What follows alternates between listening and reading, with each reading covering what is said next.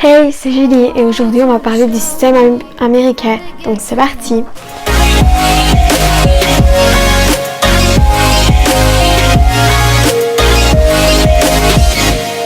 Donc il faut savoir qu'au lycée il y a 4 années, les freshmen, les sophomores, les juniors et les seniors. Donc je suis en senior, ce qui correspond à la Réto en Belgique ou la terminale en France. L'école commence à 8h45 et se finit à 15h20.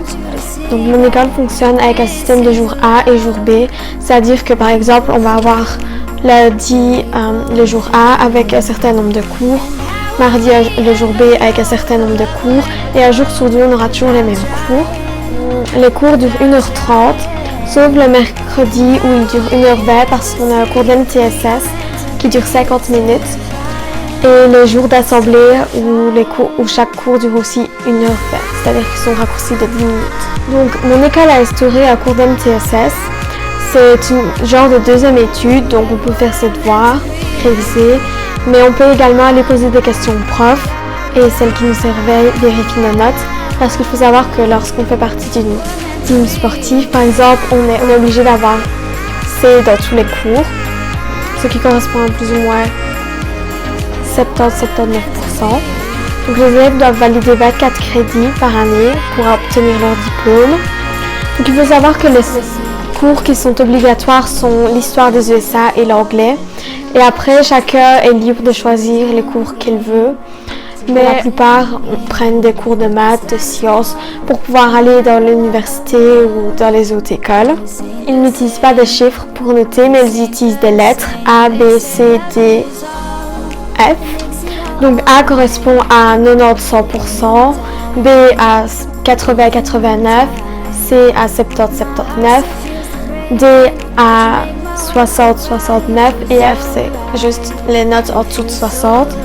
Donc à midi, vous pouvez manger votre lunch à l'école. Ça va vous coûter 3,55 $. Dans mon école, ils ont toujours un plat principal. Par exemple, aujourd'hui c'était des tacos et après ils ont un buffet de légumes et de fruits au choix. Mais il faut savoir qu'à partir de l'année des sophomores, c'est-à-dire 15-16 ans, vous pouvez manger en dehors de l'école, vous pouvez manger chez vous ou vous pouvez aller dans un fast-food. Par contre, le temps de midi est assez court, c'est-à-dire qu'il dure une trentaine de minutes. Vous pouvez également participer à des clubs, donc ils peuvent être organisés sur le temps de midi ou après les cours. Si vous ne faites pas de sport ou si vous avez juste envie de rencontrer des gens, vous pouvez toujours aller dans un club.